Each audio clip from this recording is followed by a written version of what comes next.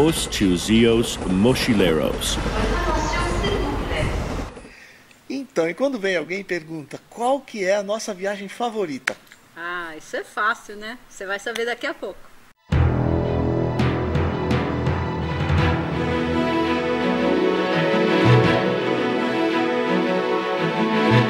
Quem viaja vive 3 vezes: quando sonha, quando vai e quando recorda.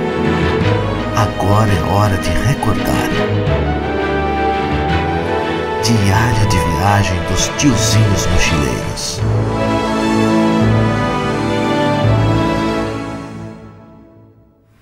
Qual foi a primeira pessoa que falou desse passeio pra gente?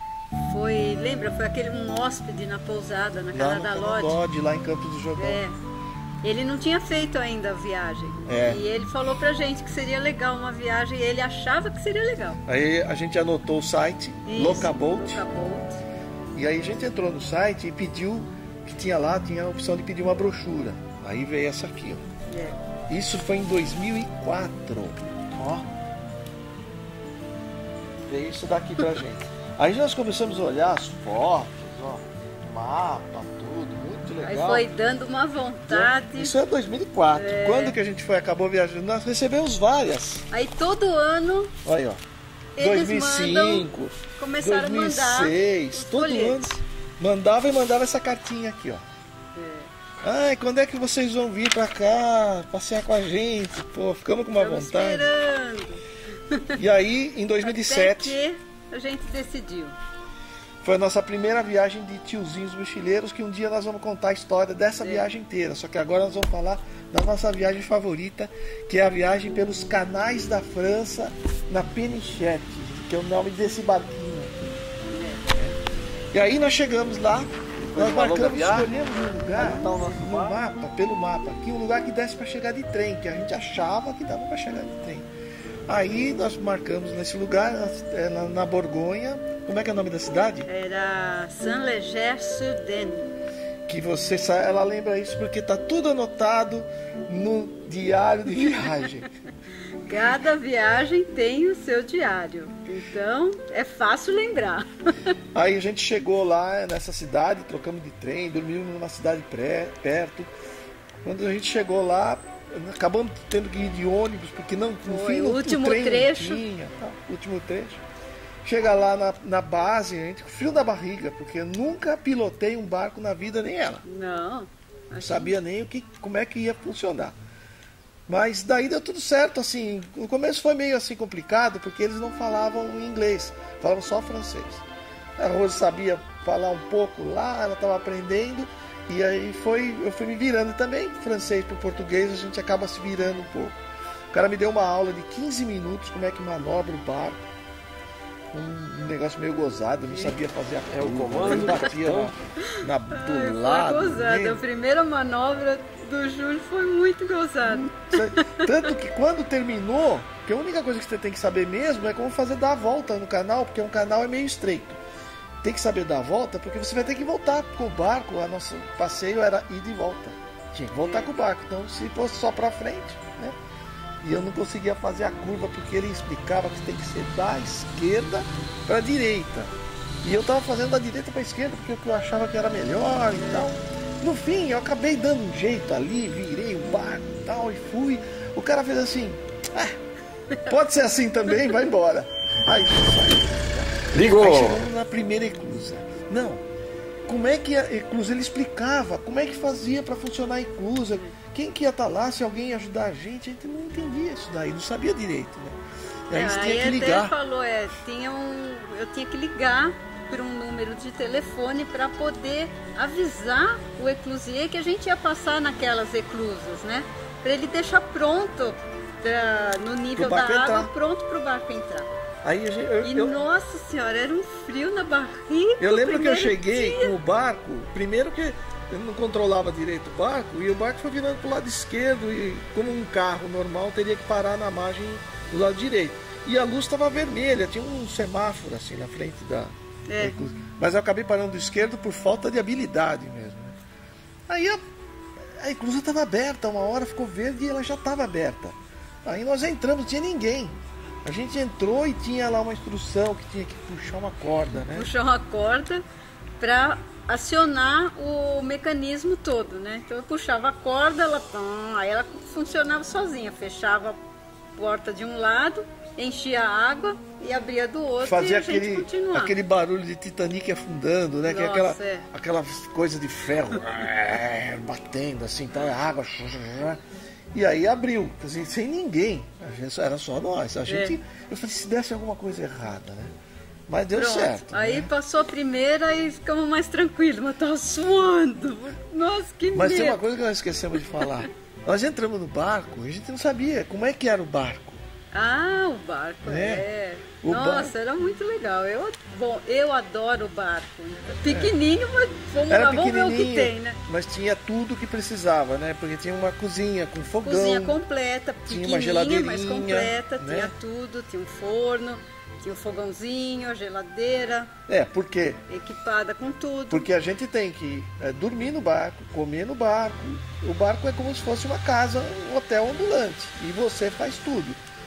A gasolina dá o tempo todo. Até para uma semana você não precisa pôr combustível no barco.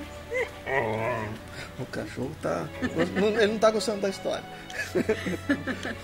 E você tem que viver tudo ali dentro. A cama, tudo. Você tem que fazer tudo. Limpar teu barco e tal. E cuidar dele. Aí nós passamos a primeira eclusa. Já era fim de tarde. Já era umas 5 horas, por aí, acho que já era 5 e pouco. E aí nós fomos dormir primeira noite fora, num barco num lugar que a gente não conhecia, aquele trauma de brasileiro, será que vão assaltar a gente? Aquelas coisas. Aí nós paramos o barco, eu lembro que tinha uma curva, porque tinha... tem uma coisa que eu quero lembrar, quer ver, ó? Sempre quando eles mandavam, eles mandavam isso aqui também. O livro do capitão. Vendo? E olha só o que tinha atrás, todos os sinais. Eu estava tão preocupado que eu cheguei a decorar todos esses sinais, assim, que nem sinal de trânsito. O que tem que fazer? Você tem que buzinar, você tem que parar ali, o que significa? Estudou bastante. Nós estudamos isso aqui. Não serviu para nada, não precisa fazer nada disso aqui. Nada. Mas eu estava tão preocupado com isso. E tinha uma coisa importante que eu lembrei agora. Não podia navegar à noite. Era só até às 6 horas da tarde. Ele vinha escrito aí a gente apavorado, ele começou das 6 horas, nós temos que parar, porque achava que ia vir algum fiscal e falar, já, não pode andar. Né? E aí que chegou numa curva do canal, e aí tinha aqui uma fazendinha, tinha uma casa aqui e tal, eu encostei ali mesmo, do lado tem uma ciclovia, passava uma bicicleta, às vezes, cada 5 minutos passava alguém de bicicleta, assim, e nós dormimos ali nessa curva, sem ninguém. Porque você pode parar em qualquer lugar do canal. Para lá, traca teu barco lá, amarra com a estaca e pronto, pode ser qualquer lugar. E aí aquela noite a Rose dormiu tranquila? De jeito nenhum, nem dormi praticamente, né? Nossa, qualquer barulho. De medo. Fazia barulho de peixe que batia no casco do barco, ela acordava, o que é isso? Nossa. E eu lembro à noite que às vezes, eu não lembro que hora que era, sei lá, 10 horas, 11 horas da noite, tudo escuro, porque absolutamente escuro, não tinha uma luz ali. A fazenda ali embaixo, um vinhedo assim, lá embaixo, e uma casa ali, uma luzinha lá longe.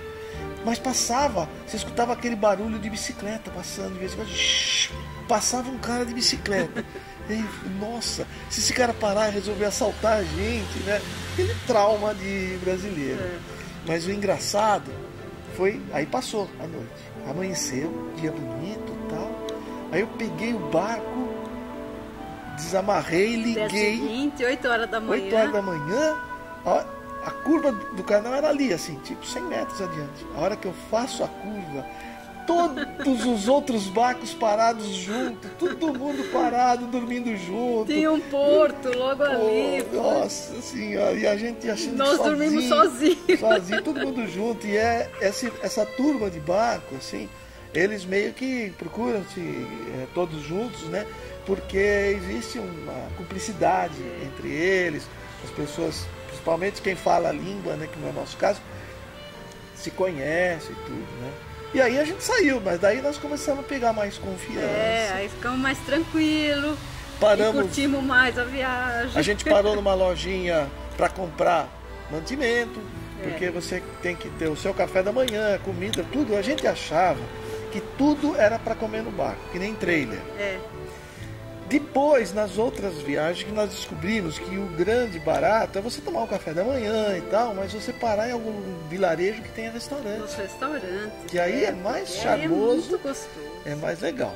Mas de qualquer jeito, a gente foi com esse barco, foi maravilhoso. Paramos naquela cidadezinha Santené. A região da Borgonha, a gente não entendia nada de vinho. Hoje a gente sabe um pouquinho mais. E eu sei que lá é a região do Pinot Noir. E tinha muitas vinícolas para visitar. Uma pena, porque a gente não tinha nenhum interesse. E estava tudo carregado, lembra? Lembra? Cheio, as uvinhas pretinhas, tudo pendurado. Né? Você até roubou uma uvinha. Eu peguei uma para provar. Eu vou colocar no vídeo aí só para provar. E foi muito bacana, estava um dia bonito, a gente passeando nessa cidade. Tinha um moinho em algum lugar longe, né? E daí a gente voltou pro barco, dormimos mais uma noite, já mais tranquilo. Eu lembro que no dia seguinte veio um senhor perguntar se a gente queria pão. Isso. Ele vinha de bicicleta e a gente não sabia disso. E nós paramos nesse lugar, porque aí na volta, já mais espertos, vamos parar onde estão os outros barcos. Aí já procuramos o porto para parar e paramos junto. Com companhia. Que na verdade o porto não é porto, é o mesmo canal, só que os barcos ficam todos parados em fila, às vezes um pouco mais largo. A gente nem sabia que tinha que pagar. No dia seguinte veio aquele velhinho, né, com a bicicleta, e ele veio assim, você tem que pagar.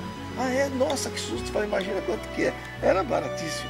Sei lá, 5 euros. 5 euros, era uma coisa ridícula. E ele ofereceu os pães, se queria que comprasse pão, a gente já tinha, não sabia. Marinheiros, literalmente marinheiros de primeira viagem. E aí, que mais? Deixa eu ver se eu anotei alguma coisa para falar. Aí comemos o barco e aí voltamos para entregar o barco. Foram 2 noites só a primeira vez. Por causa do medo, a gente não sabia o que a gente ia encontrar. Se ia gostar, se não ia, se ia dar certo, né? Falei, vamos experimentar com o mínimo possível. Mas, nossa, foi demais, né? Você quase chorou. Foi. Na hora de entregar o barco, a gente falou, nossa, a gente vai voltar. Eu falei isso no vídeo e nós cumprimos. Vamos voltar. E de lá a gente foi embora. A última coisa foi para ir embora. Aquela estaçãozinha. Foi outro estresse. Estresse mais Não, estresse assim, de não saber, do desconhecido, de não saber ficar... Não, o problema é que já era fim de tarde, naquela cidadezinha que era uma cidade com 5 casinhas e tinha uma estaçãozinha de trem. E a gente dali, o plano era ir até Dijon, que é a cidade maior, sem reserva. A gente não tinha hotel, não tinha nada. Essa viagem foi completamente sem reserva, mesmo porque não tinha internet. A única reserva era o barco, né? O barco foi a única reserva dessa viagem. E aí a gente ficou naquela estação esperando passar um trem, sozinhos. Lá tinha uma maquininha que vendia bilhete. Falei, já é um sinal de que tem vida. E aí, o lance do trilho, né? O trilho, o que era mesmo? Você reparou que o trilho estava brilhante. O trilho era então brilhante. Porque passa trem aqui. Passa trem, falei, trilho brilhante. Mas faltando 1 minuto para o trem chegar, eu olhando o relógio assim, começa a chegar a gente. E aí chegou umas 2 ou 3 pessoas, e aí nós entramos no trem e fomos embora para Dijon. Essa foi a nossa primeira viagem nos canais da França, nossa viagem favorita. Olha o número, olha quantos todo ano. Todo ano chega um. Tá vendo? Todo ano chega um, novidade, novos canais. A França tem 5.000 quilômetros de canais. Ou seja, você pode navegar o resto da vida e você não vai conhecer tudo. É isso. Essa foi a primeira. E assim que der, vai para Campos do Jordão, nas nossas pousadas Piano, Canadá Lodge. Tem muita história para contar. Tchau. Tchau.